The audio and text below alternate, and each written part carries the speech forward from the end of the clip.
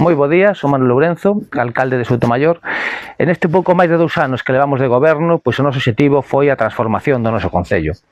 Unha transformación pois que ten 3 eixos fundamentais. Por unha banda, a transformación do modelo urbano, con actuacións concretas como a que estamos a levar adiante pois na Alameda de Talo Río ou no Camiño de Santiago, que apostan por un modelo urbano sostible, amable e que poña as persoas no centro.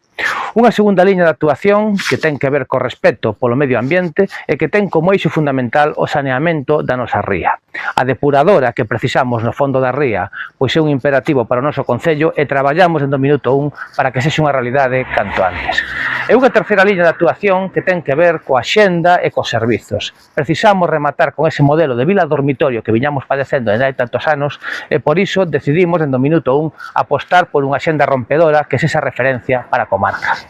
É un traballo que conseguimos pois con ilusión, traballando todos os días e sobre todo traballando en equipo, man con man para conseguir transformar o noso concello.